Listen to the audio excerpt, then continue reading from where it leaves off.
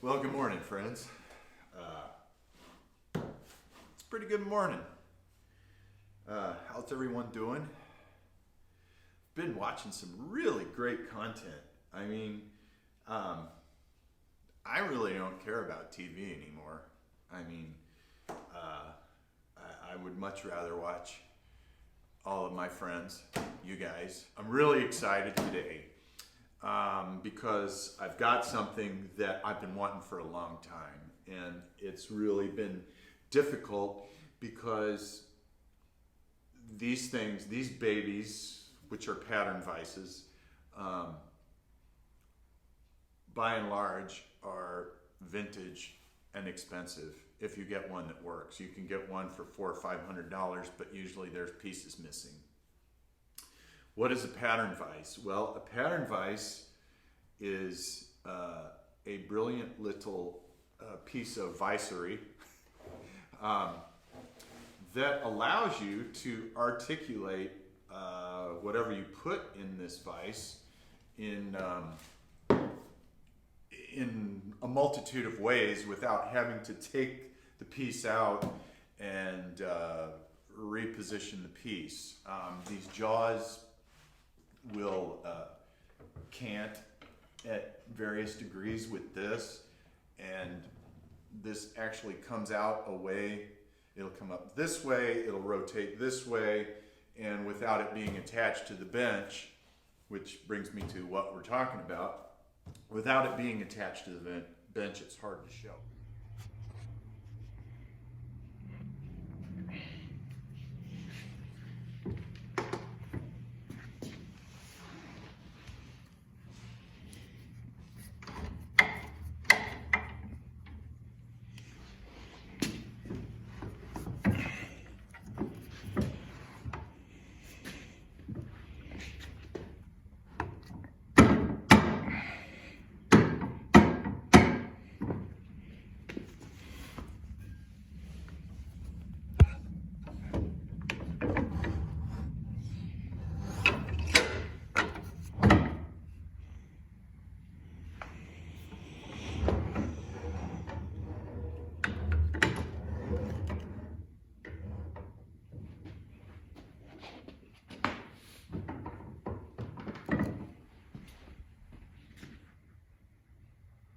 This vise rotates 360 degrees, and I don't know if you can see this part is another smaller vise for actually holding something like an axe handle or for carving.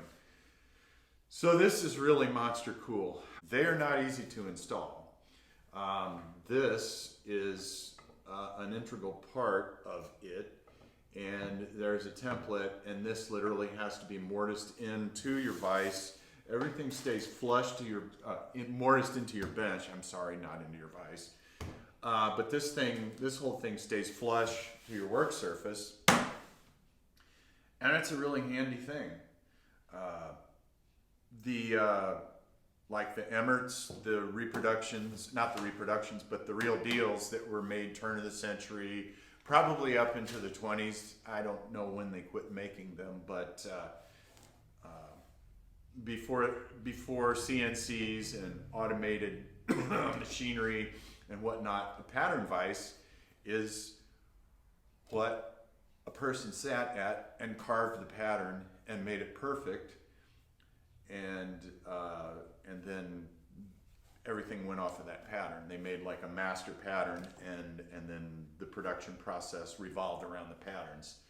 This is gonna pick up the lion's share of axe handle work and making axe handle patterns. I know I can't stop staring at it because it's so awesome. But back to the Emmerts. The Emmerts run anywhere from $900 on up, depending on the size. And I was able to take that same money and have one here and have one in the bunker. So I'm really, really fortunate that that is able to occur. We're going to start here with the vise and the bench and coffee. Because coffee's awesome. Well, another good morning to you. It's Saturday morning, and I'm trying to just put some more interesting tidbits in the video that I originally started. So, as I stated yesterday, the first few things that I did was we've already established that there's about 1/8 of an inch hump from I'd say about 10 inches to 12 inches in. And I've cut this off with the track saw as best I could. And incidentally, when I was doing that, I did a short of a happy saw blade. A clean saw blade is a happy saw blade. And this thing is almost at 700 views. Who would have thunk? And it was just like a little off the cuff kind of thing. So hey, if you watched that, thank you. If you like what you're seeing, like and subscribe. I took the track saw and I cut that 3/4 inch overhang flush. I think you're getting the idea of what's going to start happening. I'm going to have counter bores in this, just larger versions of this, so that I can recess this head in here. I don't think I'm going to glue this. I think I'm just going to attach, and this is going to go through. There's a 2x4 on behind this 2x4. There's a 2x4 behind this birch plywood here, and so that's going to get bolted together. And I'm just going to try to hold this with bolts, you know, in case I need to work on the vise or something, or you know, just, hey, if I don't have to glue it, I don't have to glue it. I don't know, that may change. I'm going to think about it over the weekend. But we have 5.5 inch wide, not bird's eye, flame maple. So that's kind of what's going on. That's what needs to happen this coming week. I'm going to get the bandsaw set up, and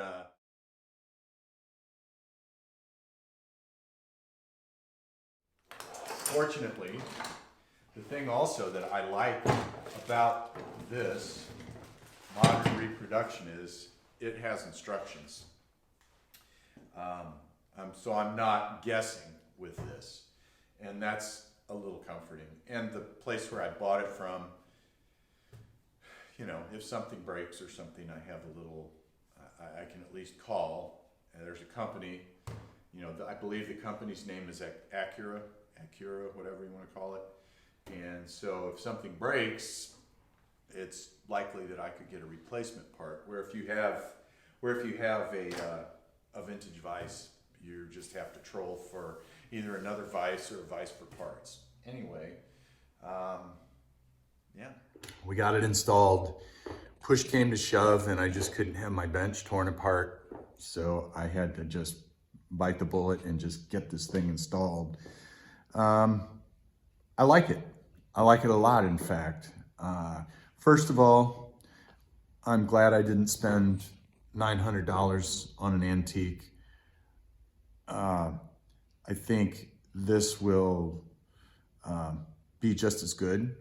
It will serve the same purpose. I don't do massive patterns or anything like that. It's a very strong vise. There are some things about it that I don't like, but I really don't think that the problems that I ran into with this would be any less, or any more, I should say, not less, wouldn't be any more than if you bought a vintage vise. I think you could even, a lot of times, like if you buy it on eBay, instead of like going to an antique store or something, you know, you run the risk of just something not being complete and not being able to have a part, and then you've spent $800 or $900 on something that isn't even going to function. So this is fully functional. I was disappointed in some of the screws and some of the hardware, but the casting is good. I need to take a file and make these a little more ergonomic. Right now, these are knuckle busters, all these edges. But I got the breadboard edge on the end of my vise installed and bolted up. And let me just say, even though you have instructions, use your intuition on this baby. Be careful, and just do things with common sense with this thing. I was able to trust the directions somewhat. They were a little bit scant, so just take it step by step and go slow and be methodical. This thing weighs 59 pounds, so you really do need to get your attachment points right. And the guy that did the demo install for Highland Hardware did a real sloppy mortise. I recommend making it as tight as you can. You'll get a lot of strength out of this too. So that's pretty much it. It rotates.